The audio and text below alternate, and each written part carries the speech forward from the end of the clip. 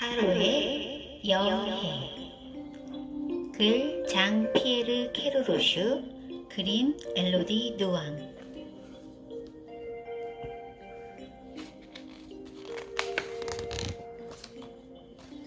상자 속 깊숙이 바다가 보여.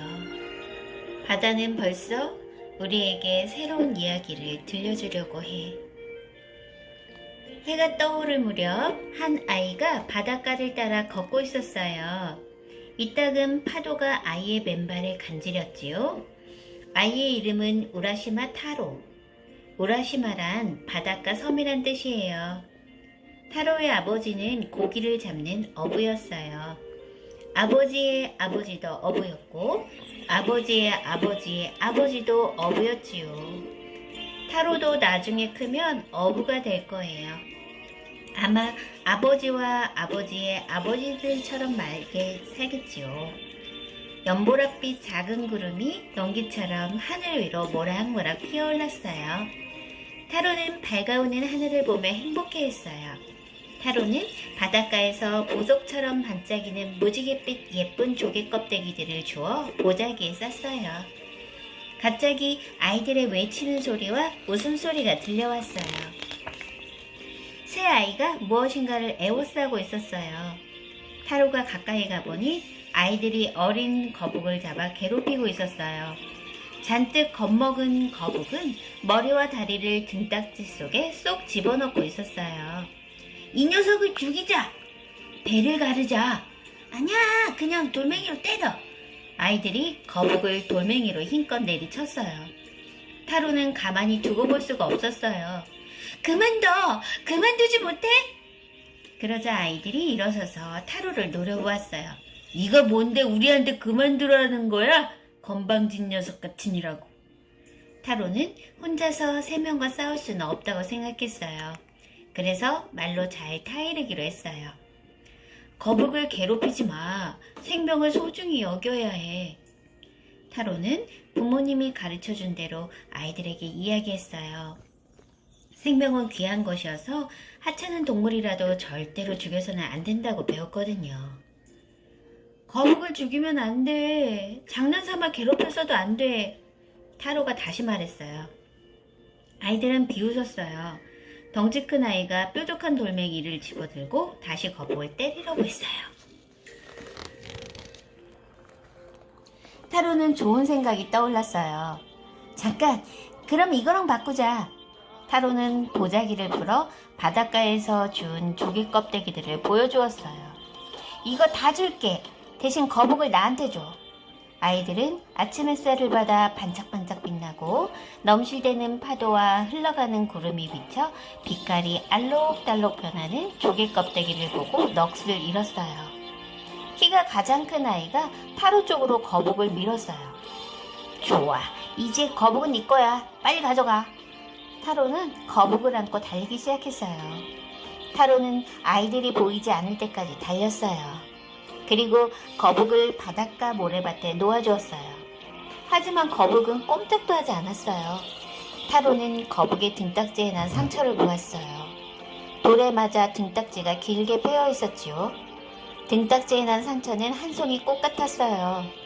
한참이 지나서야 거북은 머리를 쑥 내밀고 네 발을 쭉 뻗었어요. 그러고는 힘겹게 바다로 엉금엉금 기어가기 시작했어요. 타로는 그 모습이 너무 안타까워서 두 손으로 거북을 살포시 들어 바다로 들어갔어요. 그리고 파도 위에 살며시 놓아주었어요. 거북은 헤엄치기 시작했어요. 그리고 곧 바닷속으로 사라졌어요. 세월이 흘러 타로는 건강한 젊은이가 되었어요. 이제는 바닷가를 거닐며 한가롭게 조개 껍데기를 주우러 다닐 틈이 없었어요. 타로는 돈을 벌어야 했어요. 타로는 마을에서 가장 고기를 잘 잡는 어부가 되었어요. 배를 타고 나가면 한 번도 빈손으로 들어온 적이 없었어요. 그래서 모두들 신기했어요. 어떤 어부들은 셈을 내기도 했어요. 이봐, 어떻게 해야 자네처럼 고기를 잘 잡을 수 있나? 우리한테 방법 좀 알려줘. 그런 거 없어. 자, 보라고. 내 배나 그물도 자네 것과 똑같잖아. 게다가 같은 곳에서 같은 때에 잡는데 무슨 특별한 방법이 있겠어. 나는 그저 운이 좋을 뿐이야.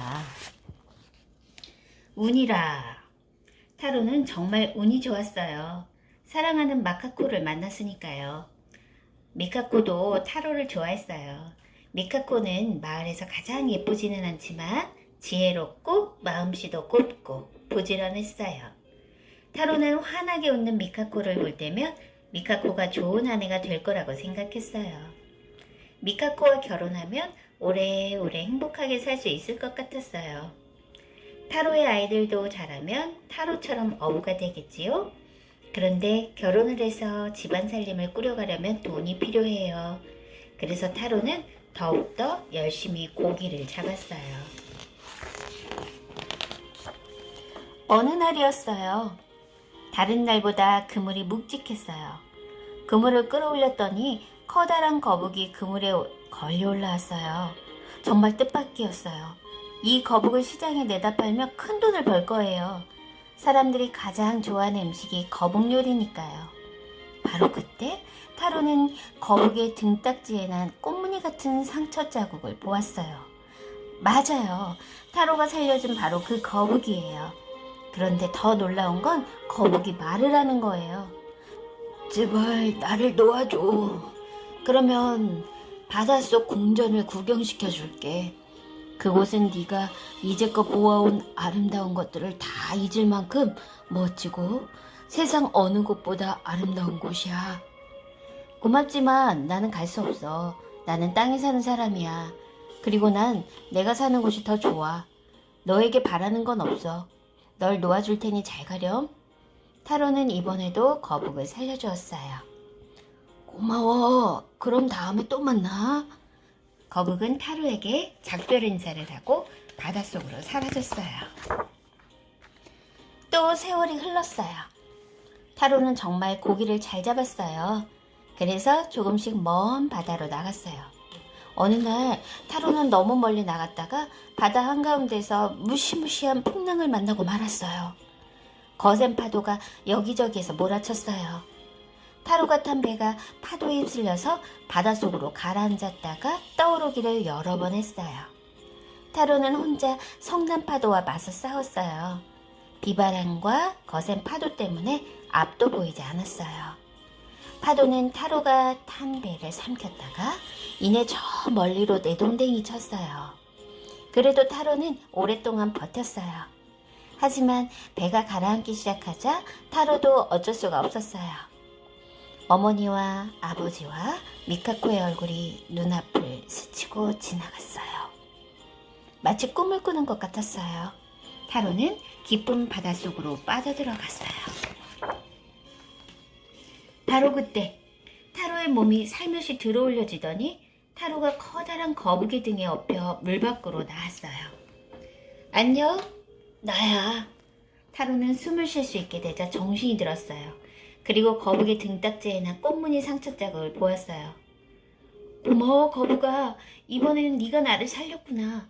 나를 집으로 데려다 줘. 타로가 숨을 헐떡이며 말했어요. 알았어. 그런데 먼저 바닷속 궁전을 구경하지 않을래? 타로는 너무 지쳐서 싫다고 대답할 힘조차 없었어요. 거북은 바다 위로 한창 헤엄치더니 고개를 돌려 타로를 쳐다보았어요. 숨을 크게 들이마시고 나를 꼭 붙잡아. 이제 바닷속으로 들어갈 거야. 걱정 마. 오래 걸리지는 않을 거야. 타로와 거북은 깊은 바닷속으로 헤엄쳐 들어갔어요. 타로는 숨을 꾹 참았어요. 반짝이는 바닷물과 짙푸른 바닷물을 가로질러 다른 빛깔인 아무것도 없고 오로지 회색빛만 감도는 이상한 곳에 다다랐어요. 그리고 또다시 어둡고 고요한 깊은 바다를 뚫고 들어갔어요. 잘 참았어. 이제 다 왔으니 숨을 쉬어도 돼. 거북이 말했어요. 부드러운 빛이 비쳤어요. 타로와 거북이 다다른 곳은 커다란 동굴이었어요. 공기는 맑고 푸른빛을 띄었어요. 날개 달린 물고기들과 지느러미 달린 새들이 함께 어울려 빙그르르 돌고 있었어요. 살랑거리는 바닷불 숲을 헤치고 지나가니 눈부시게 환한 빛이 비쳤어요. 여기가 바닷속 궁전이야. 공주님께 네 이야기를 했더니 너를 무척 보고 싶어 하셔. 나를 따라와. 거북이 말했어요. 거북을 따라가자 타로의 눈앞에 진주와 수정으로 지은 으리으리한 궁전이 나타났어요. 용 2마리가 궁전을 지키고 있었어요. 아름다운 아가씨가 문 앞에 나타났어요. 공주님이야. 거북이 속삭였어요. 타로는 태어나서 이렇게 아름다운 아가씨는 처음 보았어요. 푸른 물결에 넘실거리는 공주의 머리카락은 아네모네 꽃다발처럼 탐스러웠고 진주빛 보드라운 살결은 행복한 꿈을 꾸게 했어요. 타로를 바라보는 공주의 그윽한 눈동자에는 온갖 물빛이 아른거렸어요. 타로는 공주를 보자마자 가슴이 두근거렸어요. 벌써 사랑에 빠진 것 같았어요. 공주도 태양처럼 빛나는 타로의 얼굴을 보고 사랑에 빠졌어요. 타로는 공주에게 다가갔어요. 두 사람은 서로 손을 내밀었어요. 손끝이 맞닿자 두 사람은 서로 손을 꼭 붙잡았어요. 어디선가 황홀하고도 아름다운 노랫소리가 들려왔어요. 아름다워. 타로가 중얼거렸어요. 선녀님들이 부르는 노래야. 멀리서 거북이 대답했어요. 타로는 너무 행복해서 모든 것을 다 잊어버렸어요. 오직 공주만 보였어요. 이렇게 두 사람의 사랑이 시작되었어요.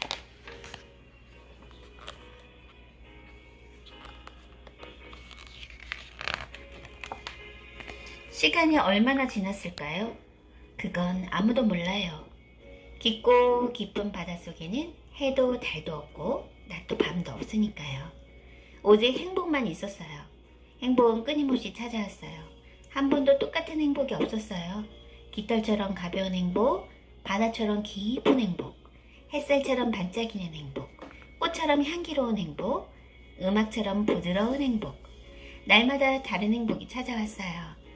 그러다 어느 날 회색 행복이 찾아왔어요. 그 회색은 햇살에 반짝이는 진주의 회색도, 구름 위를 나는 갈매기 회색도 아니었어요. 바로 그리움의 회색이었어요. 타로는 집 생각이 났어요. 아버지, 어머니, 미카코 모두 어떻게 지내고 있을까? 왜 그렇게 슬퍼 보여요? 공주가 물었어요. 부모님이 보고 싶어요. 부모님께서는 내가 물에 빠져 죽은 줄 알고 몹시 슬퍼하고 계실 거예요. 타로가 대답했어요. 저와 함께 있으면 당신은 영원히 죽지 않아요. 제 곁을 떠나지 마세요. 공주가 말했어요. 다시 돌아올게요. 당신은 돌아오지 않을 거예요. 하지만 당신은 붙잡을 수 없군요. 가고 싶으면 가세요. 붙잡지 않을게요. 거북이 당신을 육지까지 데려다 줄 거예요. 그리고 이 상자를 가져가세요. 상자 안에 보물이 들어있어요. 이것은 사람이 가질 수 있는 것 가운데 가장 귀한 거예요. 꼭 지니고 다니세요. 하지만 절대로 상자를 열어보면 안 돼요. 그리고 저에게 돌아오고 싶으면 바닷가에서 거북을 부르세요. 그러면 거북이 이곳으로 다시 데려다 줄 거예요. 빨리 돌아오세요. 잘 있어요. 제 말을 꼭 기억하세요. 절대로 상자를 열면 안 돼요.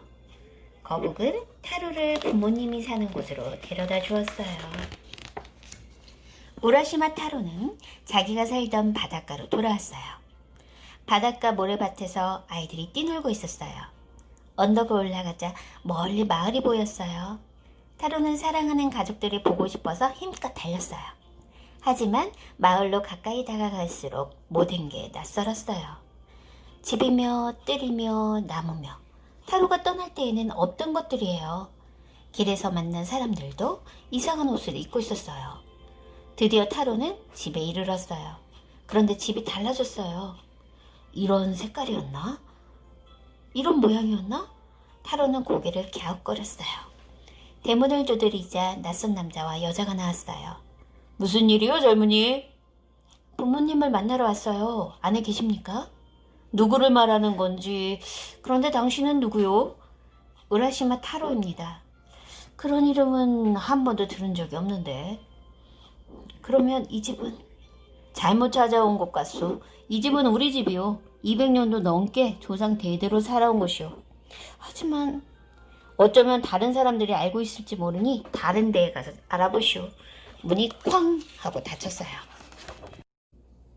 타로는 마을 골목골목을 돌아다니며 이 사람 저 사람에게 물어보았어요. 하지만 낯익은 얼굴은 단 한 사람도 없었어요. 물론 타로를 알아보는 사람도 없었어요. 타로는 할아버지 한 분을 만났어요. 할아버지는 무언가를 알고 있을 것 같았어요. 할아버지는 타로를 바라보며 곰곰이 생각에 잠겼어요. 우라시마라. 혹시 우라시마 집안을 말하는 거요? 그런 이름을 어디서 본 것도 같은데. 아, 마을 묘지에서 본 것 같구려. 할아버지는 타로를 데리고 묘지에 있는 어느 무덤 앞으로 갔어요. 무덤 앞에 세워진 비석에는 타로의 부모님 이름이 씌어 있었어요. 이 무덤은 마을에서 가장 오래된 무덤 가운데 하나라오. 비석에 씌어 있는 날짜를 한번 보시오. 거의 300년이나 지나지 않았어. 할아버지가 말했어요. 타로는 도무지 믿을 수가 없었어요. 가슴이 터질 것만 같았어요. 타로는 울부짖으며 내달렸어요. 타로는 며칠 동안 제정신이 아닌 사람처럼 가슴을 치며 마을 곳곳을 헤매고 다녔어요. 마을 사람들은 타로를 불쌍히 여겨 타로에게 먹을 것을 주고 잠자리도 마련해 주었어요. 하지만 타로가 시작도 끝도 없는 바닷속 이야기를 꺼낼 때에면 마을 사람들은 웃음을 터뜨렸어요. 타로는 몹시 외로웠어요. 마을을 나와 바닷가로 갔어요. 그곳은 변한 게 없었으니까요. 바위, 조약돌, 조개 껍데기, 파도에 밀려온 바닥불, 하늘을 나는 갈매기, 모두 그대로였어요. 타로는 슬픔에 잠겨 바닷가 모래밭에 앉았어요. 가슴 언저리에서 무엇인가 딱딱한 게 느껴졌어요. 그래, 상자. 타로에게 한 줄기 희망이 보였어요. 상자 안에 보물이 있으니까 부자가 될 수 있을 거야. 부모님이 살던 집도 다시 사고, 아니 마을에서 가장 큰 집을 사고, 아니 마을을 통째로 사버리는 거야. 아니야, 여기서 아주 멀리 가서 다시 새롭게 시작하는 거야. 타로는 상자를 열었어요. 실처럼 가는 연기가 하늘 위로 날아올랐어요. 상자 속에는 물이 조금 담겨 있을 뿐 다른 것은 아무것도 없었어요. 물 위로 타로의 얼굴이 비치더니 물이 사르르 흔들렸어요. 물에 비친 얼굴은 타로가 아니었어요. 타로의 아버지였어요. 물에 비친 얼굴은 점점 늙어갔어요. 타로의 할아버지, 아니 할아버지의 아버지였어요. 타로의 두 손이 덜덜 떨렸어요. 타로의 손도 할아버지의 손처럼 바짝 말라 쭈글쭈글해졌어요. 타로는 그제야 깨달았어요. 물에 비친 얼굴이 모두 자기의 얼굴이라는 걸요. 땅과 바다를 오가던 타로의 여행은 모두 끝났어요. 타로의 이야기도 끝났어요. 타로의 영혼은 조용히 푸른 하늘 위로 날아올라 연보랏빛 작은 구름이 되었어요. 상자 속 깊숙이 물이 다시 사르르 떨려 바다가 나타났어. 드넓은 바다가 출렁이고 파도는 끊임없이 밀려와 바다는 벌써 우리에게 또 다른 이야기를 들려주려고 해. 똑같은 이야기가 아니야. 그렇다고 다르지도 않아. 바다가 들려주는 이야기는 영원히 다시 시작하는 이야기이니까.